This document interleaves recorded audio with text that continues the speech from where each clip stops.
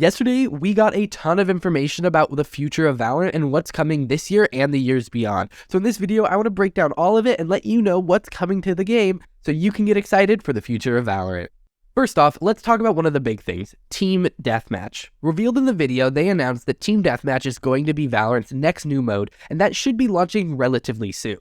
They also stated that in 2023, we would get new modes with an S on the end. So this shouldn't be it, unlike 2022 where all we got was Swift Play.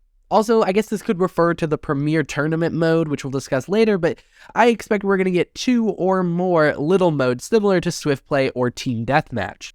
Leaks have also shown that this mode will be a first to 100 team-based deathmatch mode with abilities enabled. So it'll be interesting to see how this mode works because it seems very different. Next is one that we knew pretty well, but it's good to see a confirmation from them. We were told we are getting new agents this year, but more importantly, we were told we would be hearing from the agents team in February. And this pretty much has to be the State of the Agents post, which always launches about a month ahead of new characters. Last year, we saw 2 acts launch without a character or map, so it's good to see the second act of this year will be a act featuring a new character, unlike last year, which didn't feature anything except the Yoru rework. It should also be related to this card here, but we'll discuss more of that in a future video.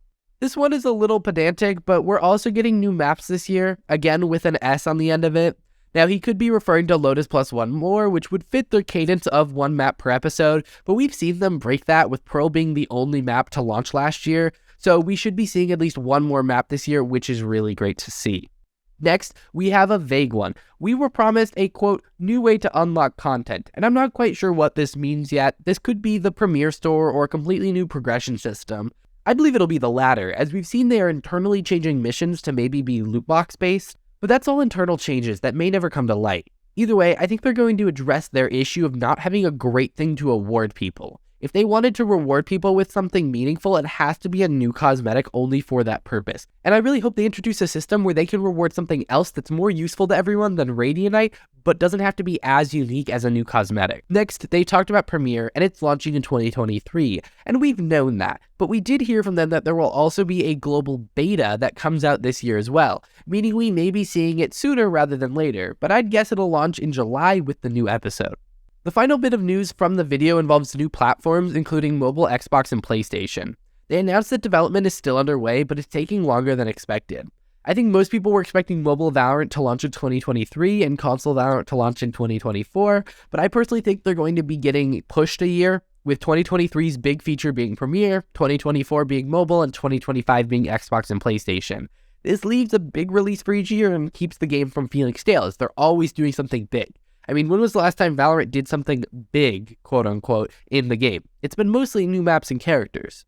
Next, we have some information from the executive producer's Twitter, where she announced some features also being actively developed. This includes a replay system that seems like they are targeting at a late 2023 or early 2024 release date, but nothing's been confirmed in terms of dates. This is probably the community's #1 feature that's been requested, so I'm curious to see people's reaction to this confirmation, but it is good to hear a confirmation that they are working on it. They also announced that they are working on mode updates, which most likely include deathmatch changes, that being a common request. It makes the most sense that that'd be what they'd prioritize, but they could be looking to change Spike Rush, Swift Play, Escalation, or even the recently removed Replication game mode. It's really good. I like that they are maintaining their older features and not just letting them sit there. A lot of the time, I feel like games have old features that kind of sit there and age poorly, and so if they can keep all of the game modes up to date, that'll feel really, really good. Finally, the last major announcement was that they are working on new server locations. This is great. This means new players can comfortably play the game. I assume part of this will be Chinese servers,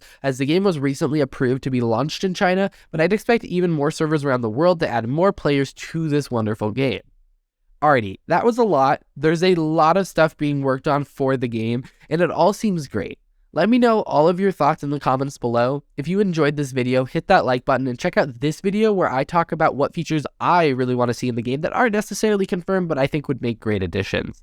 I will see you in the next one. Bye.